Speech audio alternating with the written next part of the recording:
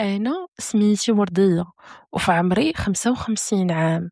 أنا أم لجوج ديال البنات اللي مفوتين ما بيناتهم ب3 سنين. بنتي الكبيرة حاليا في عمرها 24 عام واللي عليها الموضوع يتمحور اليوم. سميتها نرجس، كبرتها ما خاصها حتى شي حاجة، اللي حلات عليها فمها كتحضر، اللي بغاتها كتوصلها. قريتها في مدارس غاليين، يعني من أغلى المدارس اللي كاينين في هاد المدينة اللي حنا ساكنين فيها. في العطل كنسفرها للخارج، كل مرة دولة وبعد المرات كل مرة قارة. كنشري ليها اللي بغات، اللباس كتلبس لي مارك دو لوكس. هي من النوع اللي كبر وتربى في الدلال، كلمة لا ما كتسمعهاش، اللي بغاتها كتحضر. وهاد الشي انا ما كنديروش بصارة ولا فشوش. انا كنشوف بنتي تستاهل، من غير انها بنتي، ولكن هي كانت كتقرا مزيان، ديما كتجي هي لا بروميير في لا كلاس ديالها، كتجيب ليا دو تري بون نوت. وانا بالنسبه ليا الدريه كتقرا والدريه مؤدبه، ماشي شي وحده هكا معصبه ولا داسره، لا، مؤدبه مهدنه، كتهضر بشويه، كتهضر بالاداب، صحابها مربين، صحابها كلهم ولاد عائله، كتجي في الوقت للدار، ما عمرها ما تعطلات على برا. الي ترو كوريكت، انا ما كنشوفش علاش غادا نقول ليها لا، يعني ما عنديش حتى شي سبب علاش غادا نقمعها. الدريه كوريكت كتر ما ممكن تخيلوا، البنت اللي كتشهاها اي عائله تكون عندها. بنتي كانوا عندها صحابها شويه هكا مودرن، انا كنعرفهم، هما اللي كانوا صحابها من الطفوله، يعني هما كبروا مجموعين وكنعرف عائلاتهم، كنعرف والديهم، كنعرف كل شيء عليهم. يعني بحال تقدر تقول هما كينتميو لنفس الطبقه، كبروا كاملين بهم كليكه وحده، جروب بيهم من الصغر، اي حاجه كيديروها انصامبل. والاب ديال بنتي اللي هو راجلي الحبيب حاضر وما حاضرش، هو رجل اعمال يعني تاجر. نتوما عارفين الناس اللي كيكونوا عندهم هكا المشاريع والبيزنس، ديما مشغولين وديما مبرزطين، واللي بغى الفلوس ضروري انه يساكريفي بشي حاجه، ضروري انه يساكريفي بولادو بوقته بشحال من حاجه. في الحياة ديالي راجلي الأغلبية ديال الوقت مشغول، ولكن ميسور موفر لينا واحد الراحة مادية اللي كبيرة وكبيرة بزاف. وأنا من الدور ديالي كنهتم بالدراري وكنقابلهم وشحال من حاجة، وأنا بالنسبة ليا هذا توازن، وهذا الشيء أنا ما خالقش ليا مشكل. وراجلي من النوع اللي كيآمن بزاف بالتجارة، يعني ما يمكنش كتقول ليه كنقلب على خدمة ولا نكون سالاريي ولا فونكسيونير ولا لا، هو كيآمن بالتجارة لدرجة أنه إلا جيتي عنده قلتي ليه شوف أنا راه عندي حرفة، عندي صنعة، عندي مشروع، بو امبورط واش كبير ولا صغير ولا هذا ما كيهمش، ولكن تكون انت داخل العالم ديال البيزنس. إلا كنتي من هاد النوع هذا كيحس بك بحال راك معاه بالعائلة، بلا راك كتفهمو كيفهمك، بحال نتوما كاينين في نفس الموجة. وهو من النوع إلا بديتي كتهضر معاه على التجارة تاكل ليه دماغو دغيا. وهو كان ديما كيوجد بنتي رميساء لهاد التوجه هذا، ديما كان كيجلس معاها وتيقول لها شوفي بنتي خاصك تقراي وخاصك ديري هذا وديري هذا باش تعاونيني في المشاريع، اختك باقا صغيره مازال ما وصلاتش للنيفو اللي انت واصله ليه، انت تبارك الله راكي على ابواب التخرج وعلى هذا. هو انا فاش كنت كنشوف فيه كيهضر معاها كنشوف عينيه كيبريو، كيحس بالفخر وبحال كيشوف فيها راسو. المهم الدرية عندي خدات الباك ديالها، دارت ليكول ديال التجارة والتسيير، خدات الدبلوم ديالها، قال ليها شوفي انا غادا نعطيك واحد المشروع صغيور وهذا تبدي فيه تعلمي فيه باش تدخلي في هذا العالم هذا، باش من بعد تدخلي معايا في داكشي ديالي. هذا هو الاتفاق اللي كان ما بينها وما بين باباها، ما بين هاد بنتي الدرويشه المهدنه اللي كتقرا، اللي مركزه على راسها. حتى لواحد النهار الدريه جات عندي، هادشي اللي كنقول لكم ديال المشروع وهادشي باقي كله غير هضره، حيت هي يلاه تخرجات. المهم جات عندي وهي تقول لي يا ماما راه غيجي واحد السيد بغى يهضر معاكم، راه غادي يخطبني. انا جاتني بيزار، بديت كنقول واش انا كنعرف هاد الدري هذا، لا يكون واحد من الكليكه ديالها، واحد نتوما ما كتعرفوش الدراري الصغار فاشنو كيفكروا، هذا يقدروا من صغرهم معجبين ببعضياتهم وهذا داك الشي ديال الدراري الصغار. صافي وانا نسولها نيشان قلت لها واش كنعرفو؟ قالت لي لا ما كتعرفيهش. قلت لها ايوا فين كتعرفيه؟ وهي تبدا ليا طنانانا الكليكه فلان كيعرف فلان فلان كذا. المهم كلات لي دماغي ما جاوبتنيش على السؤال ديالي. وفي نفس الوقت انا ما دخلتش هي هذيك الهضره لراسي. علاش؟ حيت هي كتقولها وكتقولها بحال باغا تفك من واحد لاطاج. ماما شوفي راه واحد الواحد يبغى يخطبني ماشي شي وحده فرحانه وداك البريق ديال الحب في عينيها، لا، بحال طاري ليها شي مشكل. السيده باغا غير تفك، باغا تقول لك واحد لاطاج شوفي راه شنو كاين وصافي ومشات. وانا وحسيت باللي طاريه شي حاجه غلط، شي حاجه ماشي هي هذيك. صافي بالعشيه عاودت هضرت معاها قلت لها بنتي وانت يلاه ساليتي قرايتك وباغا تزوجي مازال ما شفتي ما تشوفتي ما. وهي تقول لي لا ماما انا جنسيست انا بغيت نتزوج صافي. بدات كتغوت لا انا متفقه معاه انا درت معاه انا السيمانه الجايه ما السيمانه الجايه. قلت لها شوفي راه باباك سيري هضري معاه. علاش قلت لها هكاك؟ حيت عرفت راسي ما غنقدرش عليها، واخا غنهضر معاها ما غاداش نقدر عليها اللهم بابا. وانتم تبارك الله كتعرفوا هذا الجيل هدايا ما كيخاف ما حتى شي حاجه. مشات عند باباها نيشان قالت ليه شوف بابا واحد جوج ثلاثه. ما فكراتش جوج ديال المرات. بابا واحد السيد بغى يجيني في المعقول، وباباها من النوع اللي عنده الزواج شي حاجه مهمه شي حاجه اساسيه. هي عنده العقليه ديال البزنس ولكن تيقول لك ضروري من الانسان يكون اسره. بالنسبه ليه اللي هرب للزواج هرب للطاعه. قال لها اياه بنتي مرحبا شكون هاد الدري شنو كيدير؟ جات تقول لي راه بابا راه حتى هو كيدير هادشي ديال البيزنس وكيدير هادشي ديال المشاريع. يعني ملي هو سمع البيزنس وهذا قال ايه هادي بدايه زوينه. باباها قال ليها ايه بنتي انت حقك في الزواج حقك في الدنيا داكشي اللي بغيتيه غادي يكون صافي. وسد معها السوجي. ولكن في نفس الوقت بقى الداخل ديالو واحد لو دوت. جا عندي هو يقول لي واش في راسك هادشي اللي جات عاودت ليا دابا انا راجل؟ قلت ليه راه حتى انا يلاه هضرت معايا هاد الصباح قال لي واش هادشي كان زعما من شحال هادشي من زمان في راسك شي حاجه؟ قالت لي لا ما في راسي حتى شي حاجه يلاه في راسي انا غير اليوم في الصباح. علاش؟ هو شنو فكر باللي ان ام دريه يعني كيحطوا الراس على الراس تكون عاودت ليها وكتقول ليها وهذا وهذا. قلت لي شوف انا والله ما في راسي حتى شي حاجه يلاه عاودت ليا وانا اللي قلت لها سيري قولي لباك. صافي هو يقول لي اي والله يدير لي فيها الخير. صافي ونمشي نمشي نهضر معاه وهي تقول لي شوفي راه صافي السيمانه الجايه صافي السيمانه الجايه غادي يجيو. يعني ما عطاتنيش حتى الوقت فين غادا نوجدوا هذا. صافي انا جبت التليفونات ديالي عيطت للناس وصيت بريباريت ليها لداك النهار. ما عطاتناش الوقت فين غادا نخيطوا ليها وهذا، ولكن مشينا شرينا ليها هذاك الشيء. حيت في جميع الحالات كتبقى الخطبه ديال بنتي وهي ما وراتني لا تصاور لا حتى شي حاجه. يعني ان هذاك الشخص ولا العائله ديالو ما عندي ادنى فكره عليهم ما بغات تقول لي والو. فين ما كنحاول نجبد مع الموضوع كيتجبد صداع بيني وبينها. صافي قررت انني غادا نمشي معاها بسلام اللي بغاتها غنديروها. صافي كنقول لها انت غير قولي لي واش هذه خطبه تعارف شنو غادا نديرو بالضبط؟ على من غادا نعيطوا في العائله على خوالك على عمامك شنو غنديرو؟ وهي تقول لي لا دابا هما غادي يجيو يهضروا فيا حيت هو قال لي لا حنا يلاه غنجيو نهضروا فيك. قلت لها ايه واخا ولكن انا دابا لما نعيط وهي تقول لي صافي ها انت عيطي لخالتي وعيطي هاد الخالي جوج د الناس صافي. انا ما نكذبش عليكم جاتني واحد الغصه في قلبي قلت انا راه ما نعيط لتا شي واحد. انا راه ما فيا اللي يبقى بشيشوها قدام الناس وسط العائله وش يضحك عليا.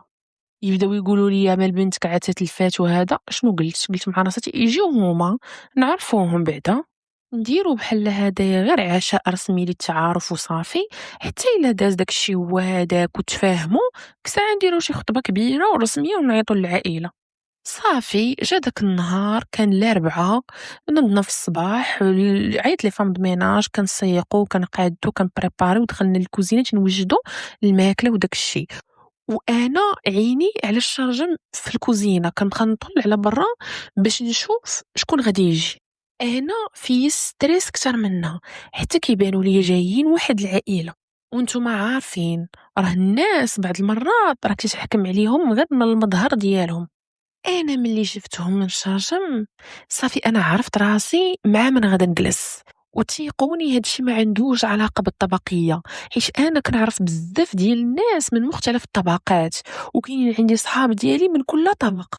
ما نكذبش عليكم، أنا الحالة اللي جاو بيها ما عجبتنيش، دايرين بحال جايين غير يتقداو ولا غاديين للسويقة ولا شي حاجة، يعني ما دايرينش على أساس، ما لابسينش على أساس أنهم جايين للتعارف. يعني ما كاينش داك ليتيكيت ديال جايين يديروا التعارف لواحد الدريه ولا جايين يخطبوا واحد الدريه، شي جايب جين شي جايب تيشيرت بقى لي ما شورت يجيو بيه. انا ما عجبنيش الحال كاع بتاتا. وملي دخلوا عندنا للدار عاوتاني درت داك السكان تاني، عرفتي موباه كيبانوا دراوش وباين عليهم ناس طيبين وظرايفين. عرفتو أنا كنسلم عليهم حسيت براسي بحال كنسلم على والديا، فريمون كتحس بالطيبوبة، ظريفين.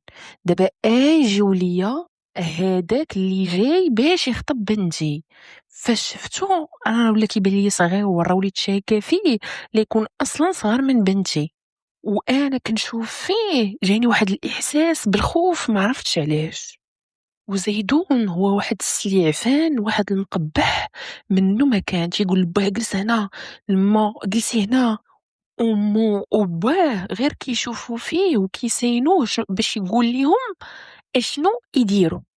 كيبان مزق وكيبان عينيه كيطير منهم الشر، نزق وحار لدرجة انني وليت كنشك فيه واش هاد السيد هذا بصح كيدير التجارة، واش قاري واش ما قاريش. انا راه وليت شاكه اصلا واش هو خدام. المهم جلسنا تجمعنا على طبله وحده، والدي كيبغيو يهضروا ولكن كيبقاو يشوفوا فيه باش يعرفوا واش يهضروا او لا. من بيناتهم هو الوحيد اللي كيبقى يهضر، وهو الوحيد اللي كيبقى يعبر بكل طلاقه وتيهضر بايديه.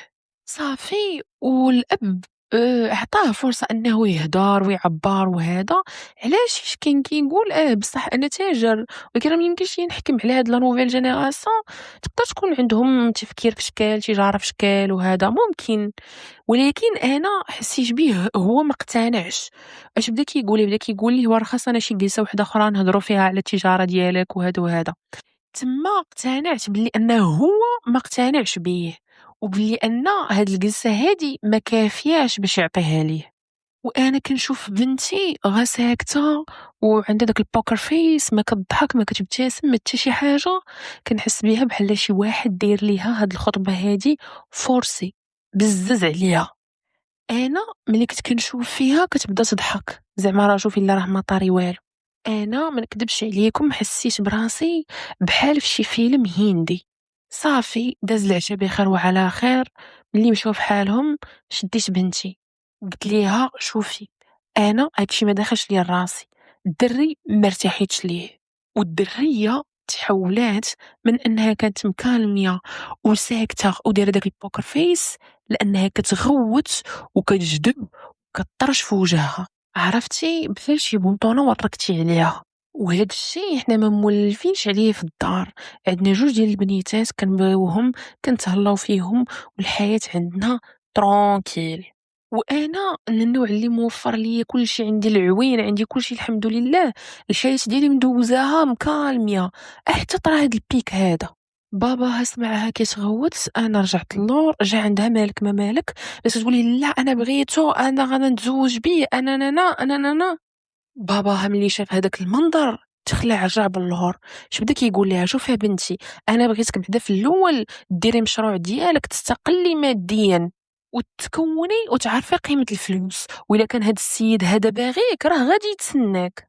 صافي ولات كتغوت قالت لي اذا حتى انت ما بغيتيش؟ قال لها ما بغيتش. قال ليها لا انا ما بغيتش، ما عجبتنيش عائلته، ما عجبنيش هو. قال لها انت مالك ما كتشوفيش انا راه ما يعجبنيش كيفاش كيدور في مو باه وكيغوت عليهم وقدامنا هذا الشيء وكيهضر معاهم بصبعه. قال لها انا باغي نجلس معاه، باغي نعطيه فرصه واحده اخرى، وهذا الشيء غير على قبلك نتيايا، باغي نفهم هاد التجاره هذه اللي كيهضر عليها فين ما كنتي كندخل معاه في لي ديطاي كيبدا يتزريط عليا، كيبقى ينقز ليا من موضوع الموضوع، ما باغيش يهضر ليا على شنو كيدير. صافي هي بقات كتغوت، صافي باها مشى وخلاها، هو أصلًا من النوع اللي مولف بالتبرزيط والصداع وهذا، يعني ما مساليش لهاد التخربيق هذا. صافي خلاني مني ليها. الدرية الغد ليه بطبيعة الحال بقات سادة على راسها في البيت، ما خرجات ما حتى شي حاجة. السيمانة الأولى كلها هكاك، السيمانة الثانية كذلك. صافي ملي دازت هاديك لا بيريود ملي كتبغي تخرج ما كنخليهاش، هي غنخرج معاها هي ما غاداش تخرج، وحيدت ليها التليفون. وأنا وليت كنحاول نهضر معاها، كنحاول نجلس معاها وهي ولات كتقول لي أنا كنكرهك، أنا ما كنحملكش، هاد الدار هادي خنقتني، والله تنتحر، والله تنلوح راسي. يعني أن بنتي ولات واصلة لهاد الدرجة ولا واصلة لهاد التهديدات بسبب هداك السيد.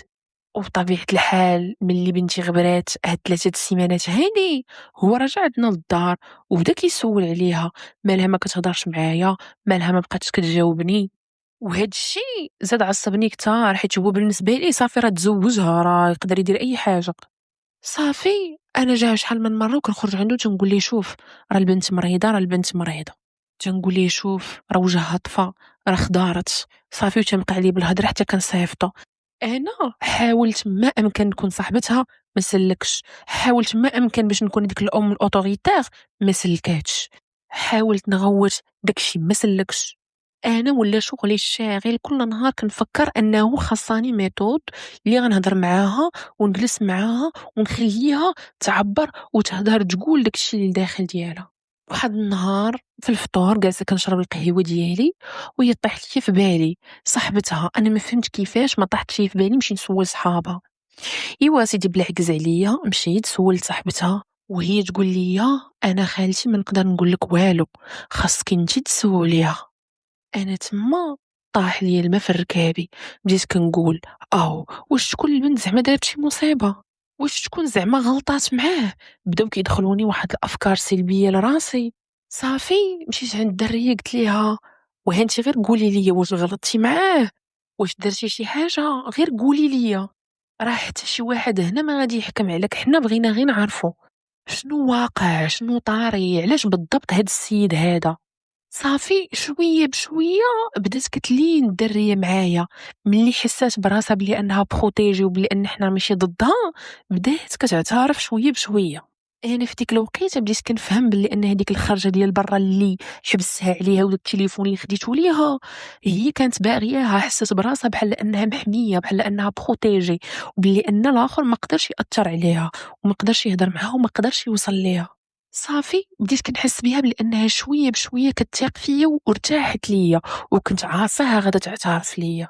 ايوا قالت لي سيادي بلي ان هاد الدري هذا بصح هضر معاه، خرج معاها المره الاولى والمره الثانيه والمره الثالثه كيخرجوا للقهوه وكيعترف ليها وكيقول ليها بلي انا كتعجبيني وكنبغيك وبغيتك تكوني حلالي وكذا.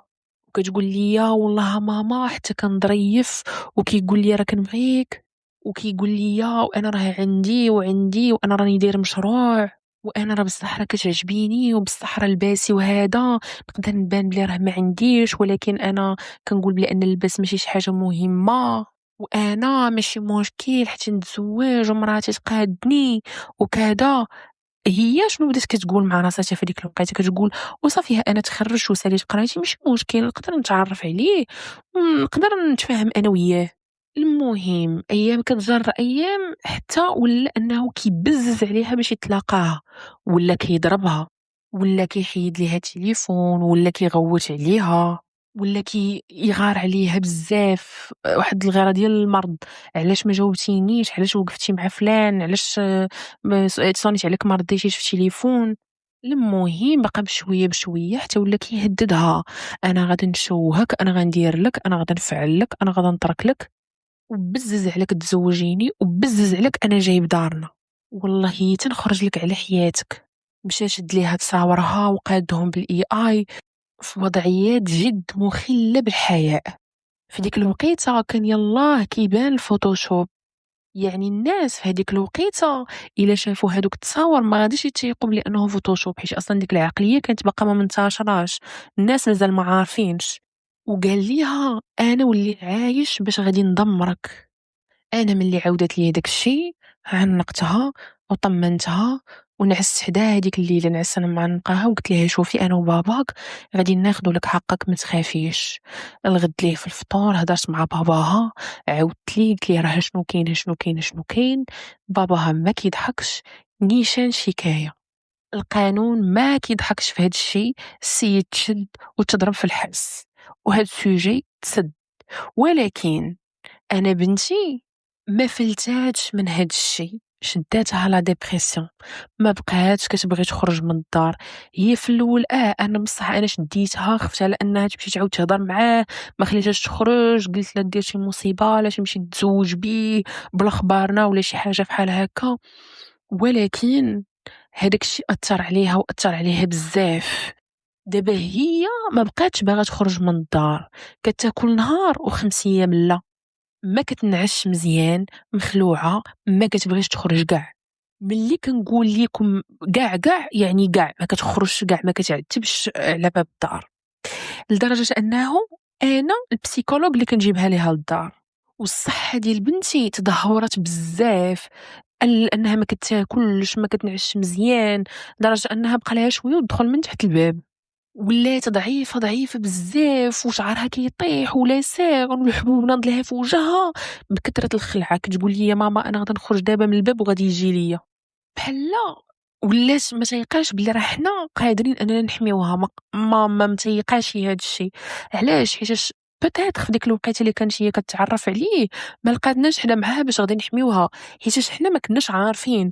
داكشي علاش كنصح كاع الاباء انه يديروا علاقه صداقه مع ولادهم باش يعاودوا ليهم باش يحكيوا ليهم باش ما يطيحوش في الاغلاط. وما تثيقوش في ولادكم ملي تقول لك انا غادا خارجه مع صاحبتك، ماشي مشكل، هذيك صاحبتك انا نتصاحب معاها، انا نتعرف عليها. ما نكذبش عليكم، انا دابا تاني بالضمير كيقتلني كل نهار، كنحس براسي انا دابا فاشله. انا هادشي اللي كنشوف وانا هادشي اللي كنحس بيه، واخا تقولوا لي العكس، واخا تقولوا لي لا راه هذا مكتاب وهادشي مقدر عليها وهادو هما الشباب وهادشي اللي كاين وهادشي اللي عطا الله، ولكن انا هادشي اللي كنحس بيه.